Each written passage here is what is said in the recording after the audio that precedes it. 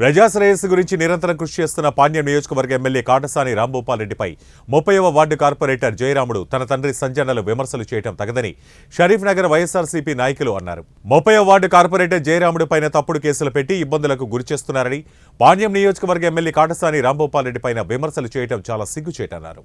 ఆయన అడుగుజాడల్లే నేను నడుచుకున్నాను. ఏదైనా కానీ ఆయన అడుగుజాడల్లే నడుచుకున్నాను.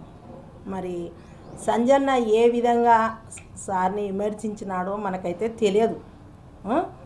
ఎందుకు సార్ని విమర్శించినాడు, ఆయన చేసిన పనులేమి, ముఖ్యంగా మరి నిన్ను ఎంతనో గౌరవించి ప్రేమించి ఆయన నిన్ను దగ్గరికి ఆదరించినాడు కూడా. మరి ఒకప్పుడు సారు మరి నేను కూడా సార్ వెంటనే 15 సంవత్సరాల నుంచి ఆయన వెంటనే ఉన్నాను. మరి నాకు కార్పొరేటర్ సీటు నాకు ఇవ్వాలి, ఆయన తన కొడుకుకు సంజన్న కొడుకుకు ఇచ్చినాడు.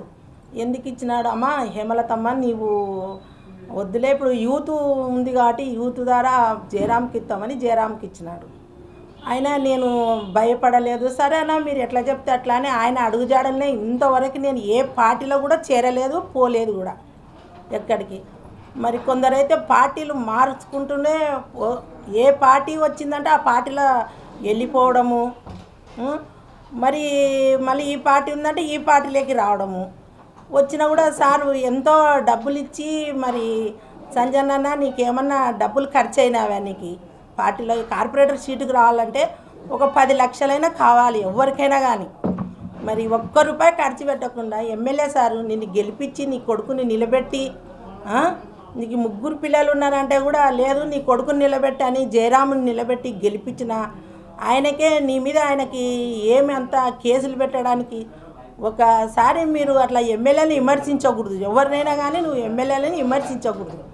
మరి సార్ నిన్నేమన్నా ఇప్పుడు వేరే పార్టీల నుంచి నువ్వు వెళ్ళొచ్చినావు కదా, వాళ్ళు నిన్ను బహిష్కరించినారా? ఇప్పుడు ఎవరైనా నీకు పార్టీ వాళ్ళు బహిష్కరించినారా? గౌరీ చరిత్ర వాళ్ళు కానీ ఎవరైనా కానీ ఎవరిని వెళ్ళగొట్టలేరు కదా. ఇప్పుడు నిన్ను 16 వార్డు నావే అన్నావంట, 16 వార్డులు నీవు ఎందుకైతావన్నా? 30వ వార్డులో నువ్వు నిలబడి ఎన్ని పనులు చేసినావు? ఒక్క మీటింగ్ కన్నా వచ్చినారా మీరు? ఒక్క మీటింగ్ కూడా రాలేదు, ఒక్క పనులు కూడా సరిగ్గా చేయలేదు. అయినా కూడా నిన్ను సార్ ఎంతో ప్రేమిస్తున్నాడు. మనం ఎస్సీ వాళ్ళమై ఉండి ఎమ్మెల్యేలని మనం ఇలా విమర్శించడము మంచి పద్ధతి కాదు. మరి సుదర్శనం అన్న అయితే ఎవరైతేనేమి ఆయన 29వ వార్డులో కార్పొరేటర్ ఉండి కూడా నేను 40 ఏళ్ళ నుంచి నేను పార్టీలో ఉన్నా కూడా మరి నీ కొడుకు కార్పొరేటర్ అని ఇక్కడనే వైఎస్ విగ్రహం దగ్గరనే నీ కొడుకు ఫోటో వేయించినాడు. ఆయనకి ఎంత అభిమానం ఎంత ప్రేమ ఉంటేనే కదా. అలా మనము ఎవరిని విమర్శించే పద్ధతులు కావు. మనం ఎస్సీలమని ఒకరిని వివరించుకుంటే సార్ మరి విజయవాడలో ఉన్నాడు, ఆ కేసులు ఆ సార్కి అయితే ఏమీ తెలియదు. మన పిల్లలు మనం సరిగా పెట్టుకోలేక కొట్లాటలు లిగాడుల్లో పోయి మరి సార్ని అనడం మంచి పద్ధతి కాదు. పాణ్యం నియోజకవర్గ ఎమ్మెల్యే కాటసాని రాంభూపాల్ రెడ్డి అన్నగారు దాదాపు 6 సార్లుగా విజయం సాధించారు అంటేనే అర్థమవుతుంది. ప్రజాసేవలో ప్రజల కొరకు ఆయన ఎంత తపన పడుతూ అభివృద్ధి చేస్తూ గ్రామాల అభివృద్ధి చేస్తూ ఇంతవరకు ప్రజల మన్నలు పొందిన ఏకైక జిల్లాలో నాయకుడు ఎవరంటే ఒక శ్రీ కాటసాని రాంభూపాల్ రెడ్డి అనే గుర్తింపు ఆయనకుంది.